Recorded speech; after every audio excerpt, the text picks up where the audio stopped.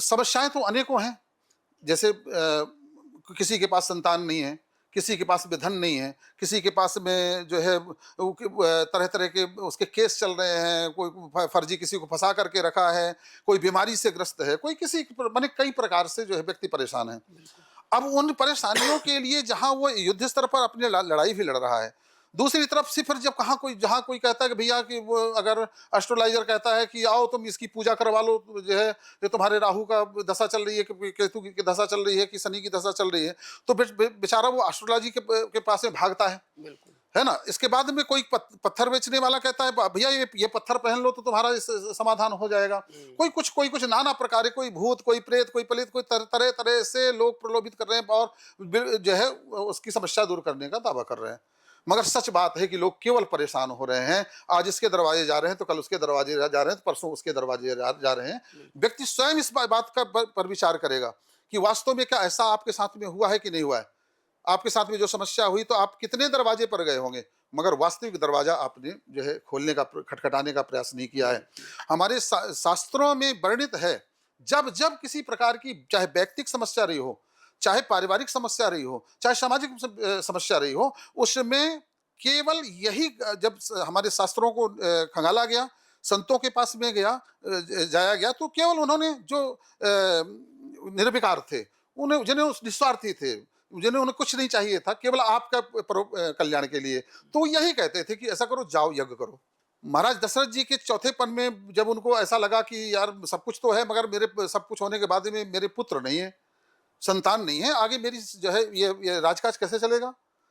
तब वो वशिष्ठ जी के पास में जाते हैं और जाकर के उन्होंने अपनी समस्या कही, बोले गुरुदेव सब कुछ आपका दिया हुआ है, मगर मेरे पास में जो है संतान नहीं है, चौथापन आ गया है, फिर ये हमारा जो कुल परंपरा कैसे चलेगी आगे। तो उन्होंने यही कहा कि जो है हे राजन, जाइए आप जाकर के पहले यज्ञ करिए, यज्ञ से ही आपको पुत्र की प्राप्ति होगी। और जाकर के उन्होंने यज्ञ किया और यज्ञ से एक नहीं, चार पुत्र, धर्म अर्थ काम और मोक्ष रूपी राम लक्ष्मण भरत शत्रुघ्न के रूप में उनको 4 पुत्रों की प्राप्ति हुई, है ना। ये जानते हैं आप।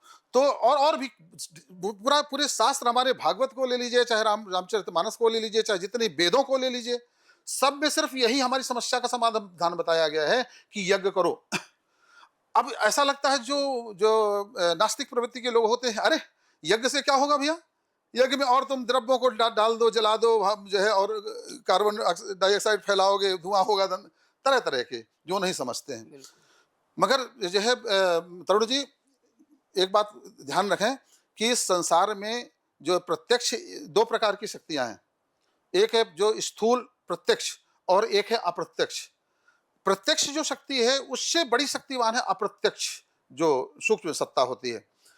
जब सूक्ष्म सत्ता में विकृतियां आती हैं तो उससे जन जन प्रभावित होता है और वो समझ में नहीं आता। जैसे आप सांस ले रहे हैं मगर आपको पता नहीं चल सांस हवा कहां से आ रही, कहां से जा रही, क्या हो रहा है आपको सब, मगर हाँ जीवन तो शेष चल रहा है ना। इस बात अगर आप नाक बंद करके बैठ जाएं तो क्या आपका जीवन रहेगा, मर जाएंगे। मगर वो आपको दिखाई तो नहीं दे रहा ना, मगर जीवन उसी सांस से चल रहा है।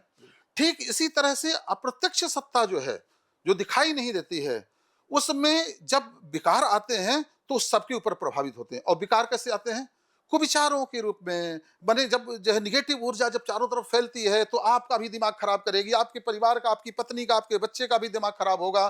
फिर यहां तक नहीं, फिर जो है कर्मचारियों का, जो सत्ता में बैठे उनका भी दिमाग खराब होगा, क्योंकि ऊर्जा ही ऐसी है, वो सांस ही ऐसी ले रहे हैं। तो अब ये बताइए, अब मूल समाधान क्या है। हम एक एक व्यक्ति का समाधान वैसे तो नहीं कर सकते, हम कितना भी कुछ भी आपको करें, मगर जो जब तक हम मूल जड़ में नहीं जाएंगे, किसी भी बीमारी के जड़ में जाकर के उसका समाधान हो सकता है। तो जब तक जड़ में जाकर के उसका समाधान हम नहीं करेंगे तब तक उसका जो है समस्या का समाधान होगा कैसे। तो यज्ञ जो है वो मूल जड़ है। यज्ञ के माध्यम से जो है हमारा पूरा पर्यावरण शुद्ध होता है और निगेटिव ऊर्जा समाप्त होकर के पॉजिटिव ऊर्जा का विस्तार होता है। तो सबसे पहले जैसे छोटे यज्ञ होते हैं, चलो एक कुंड हम यज्ञ घर में कर लेते हैं, तो उस यज्ञ से हमारा घर का एनवायरनमेंट तो अच्छा हो जाता है, हमारे विचार तो अच्छे आने लग जाते हैं और हम केवल हम तक सीमित हो जाता है। हमारे परिवार के अगर लोग नहीं उसमें इन्वॉल्व होते तो वो भी, उनके विचार भी ठीक नहीं होते हैं, तो लड़ाई झगड़ा तरह तरह की कलह क्लेश दुनिया भर का चलता रहता है। तो जब परिवार हमारा उससे जुड़ता है, फिर परिवार के साथ में हमारा समाज उस यज्ञ से जुड़ता है, तो पूरा एक एनवायरनमेंट, एक पूरा एक वातावरण शुद्ध होता है, पवित्र होता है, और उसमें एक पॉजिटिव ऊर्जा, दैवी ऊर्जा प्रवाहित होती है, जिसमें कि सकारात्मक विचार हमारे जीवन में आते हैं। सकारात्मक विचार आएंगे तो सकारात्मक क्रियाएं होंगी, और उस सकारात्मक क्रियाओं का फल होगा हमारे जीवन में जो है सुख, उन्नति होगी, सुख होगा, जीवन में सुख आएगा, आनंद बरसेगा जब, और जो है, और यही बात आज उन लोगों की जो सत्ताधारी बैठे हुए हैं, सत्ता में कोई प्रधानमंत्री, राष्ट्रपति, और आज आप देख रहे हैं पूरे विश्व में कैसी उथल पुथल मची हुई, और इस उथल पुथल का और कोई दूसरा निदान नहीं यज्ञ के अलावा। आप ट्रंप को कितना समझाएंगे जाकर के, आप पुतिन को क्या समझाएंगे जाकर के, आप किसी को वहां तक कोई समझाने के लिए पहुंच भी नहीं पाएगा, क्योंकि उनके सारे सलाहकार सब उसी ऊर्जा से प्रभावित है। मगर हम यहां बैठ करके ट्रंप की ऊर्जा को बदल देंगे, हम यहां बैठ करके पुतिन की ऊर्जा विचारों को बदल देंगे यज्ञ के माध्यम से। तो ये यज्ञ के माध्यम से पूरी सृष्टि का जो है वैचारिक परिवर्तन होता है।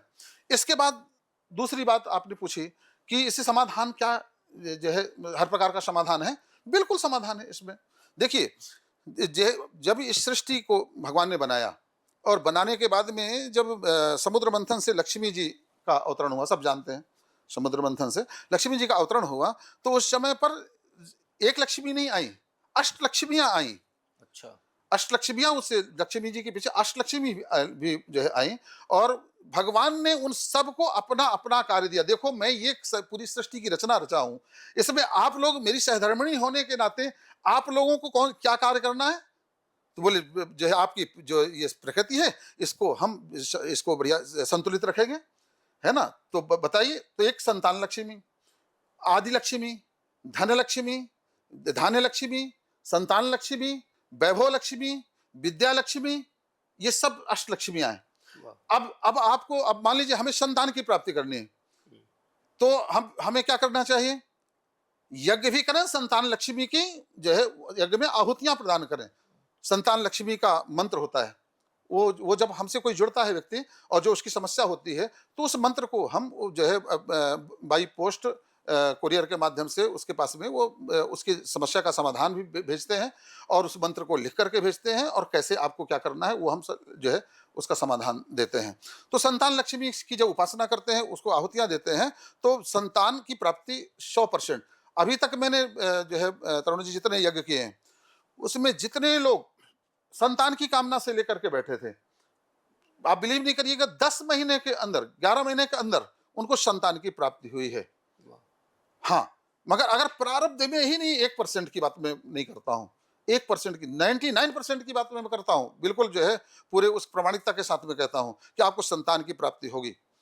मगर 1% कभी कभी ऐसा प्रारब्ध होता है कि संतान आपकी किस्मत में है ही नहीं, चाहे कुछ भी कर डालो, और अगर है भी तो वह संतान से आपको कष्ट होगा आगे, तो भगवान फिर वो रास्ता बंद कर देते हैं, अगर आप भगवान के भक्त हैं तो, है ना। तो संतान की प्राप्ति संतान लक्ष्मी से, उसका मंत्र है ना, ओम अष्टलक्ष्मी विद्महे। मगर अच्छा, मगर इसको मैं उसमें ओपन नहीं करूंगा, मैं उसको जो है लिख करके ही आप तक भेजूंगा। सही है, सही है। अब धन की किसी को जरूरत है, तो धन लक्ष्मी की उपासना करिए, धन लक्ष्मी को आहुतियां दीजिए।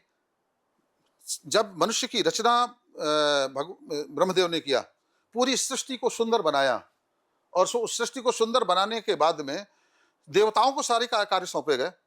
उसके बाद में देवताओं ने सब अपना अपना कार्य सौंप जो है करने के लिए तैयार हो गए। पवन देव अपना कार्य, अग्निदेव अपना कार्य, वरुण देव अपना कार्य, पृथ्वी अपना कार्य, आकाश अपना कार्य, सारे जो है देवता अपना अपना कार्य करने के लिए तय। फिर उन्होंने कहा कि तो प्रभु ये बताइए, हम अपना अनवरत रूप से हमें ये कार्य करने, फिर हमारी संतुष्टि कौन करेगा, हमें भोजन कौन करवाएगा? तब जाकर के जो है ब्रह्मदेव ने मनुष्य की रचना की थी, और मनुष्य को यह कार्य सौंपा गया था कि ये जो भगवान का खेल है, प्रकृति खेल ही है, रचना किया है, प्रकृति और ब्रह्म मिलकर के खेल खेल रहे हैं, तो उस खेल में जो है देवता अपना बहुत बड़ा रोल अदा कर रहे हैं। तो रे मनुष्य, तुम्हें जो है इन देवताओं को यज्ञ के माध्यम से, आहुतियों के माध्यम से इनको तुम्हें संतुष्ट करना है। देवताओं को भोजन कैसे मिलता है? यज्ञ के द्वारा, यज्ञ के द्वारा मिलता है। भाई, हम लड्डू पेड़ा भले चढ़ा दें, हमारी भावना है, मगर हम ही खाते हैं लड्डू पेड़ा, भगवान नहीं खाते हैं, देवता नहीं खाते हैं।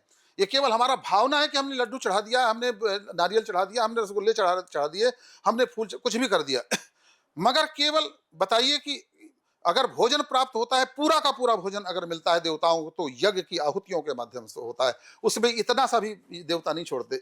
जैसे हम जिस जिस देवता को आवाहित करके और उसके नाम पर आहुतियां देते हैं, वो देवता तुरंत जो उस आहुति को लेकर के और संतुष्ट हो, अब पूरा का पूरा भोजन करता है ना। और इसके बाद में वो देवता आपको आशीर्वाद देते हैं। सही यज्ञ प्रजा सृष्टवा पुरोवाच प्रजापति।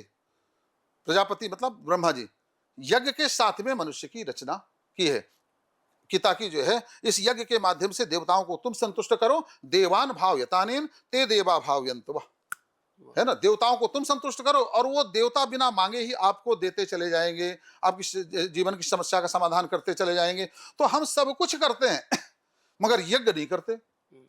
और यज्ञ भी छोटे मोटे यज्ञ बिना विधि विधान के जो होते हैं, घर में कहते हैं नहीं साहब हम तो यज्ञ करते हैं। बोले कैसे करते हैं? हम वहीं ले जाकर के स्वाहा कर देते हैं। ये बताइए, जब तक हमने आपको बुलाए ही नहीं, आपका आवाहन ही नहीं किया, आपको बैठाए नहीं, आपका सत्कार नहीं किया, फिर आपको भोजन, तो अब ठीक है भावना में आप कर दिया, भावना में तो सारी पूजाएं चल रही, मगर जब यज्ञ होता है तो यज्ञ का एक विधान होता है। विधान। और विधि विधान के साथ में जब यज्ञ जो है किया जाता है, देवताओं का विधि विधान जो है वैदिक मंत्रों के द्वारा उनका आवाहन होता है, उनकी स्थापना होती है, उनको स्थान दिया जाता है, उनको फिर जो है षोडशोपचार पूजन किया जाता है। इसके बाद फिर जब जो है उनको हम आहुतियां प्रदान करते हैं, तो प्रत्यक्ष रूप से वो देवता आकर के और उन आहुतियों को स्वीकार करते हैं।